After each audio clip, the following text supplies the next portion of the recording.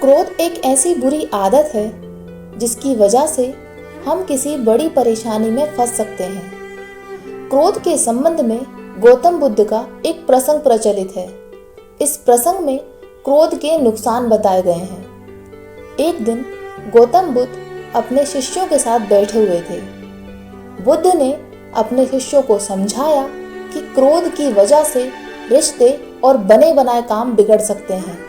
अगर हम रोज ध्यान करें तो क्रोध को काबू किया जा सकता है।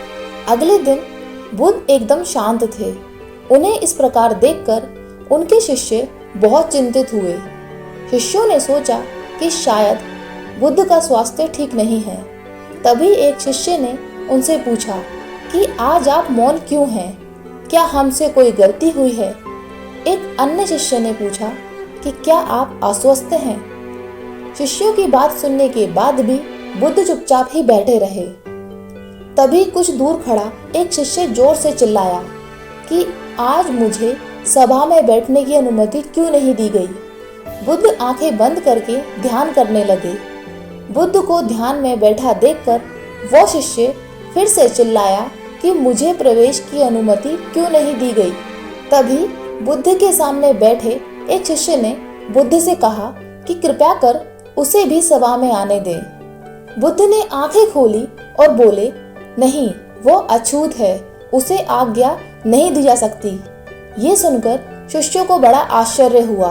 कई शिष्य बोले कि हमारे धर्म में तो जात पात का कोई भेद नहीं है, फिर वो अछूत कैसे हो गया? बुद्ध ने कहा कि आज वह क्रोधित होकर आया है। क्रोध से जीवन की एकाग्रता भंग होती है। क्रोधी व्यक्ति मानसिक हिंसा करता है, इसलिए उसे कुछ समय एकांत में ही खड़े रहना चाहिए, ध्यान करना चाहिए। इससे क्रोध को काबू में किया जा सकता है। क्रोधित शिष्य भी बुद्ध की बातें सुन रहा था। अब उसे खुद के किए हुए व्यवहार पर पछतावा होने लगा। वो समझ चुका था कि अहिंसा ही हमारा धर्म है। उसने बुद्ध के सामने संकल्प किया कि वो कभी भी क्रोध नहीं करेगा। दोस्तों, क्रोध इंसान का सबसे बड़ा शत्रु है और इसकी वजह से बने बनाए काम बिगड़ सकते हैं।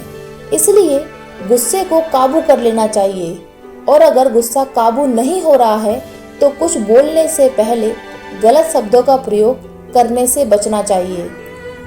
एक बात हमेशा ध्यान रखें, गुस्सा और तूफान एक जैसे होते हैं, क्योंकि उनके जाने के बाद ही पता चलता है कि नुकसान कितना हुआ है।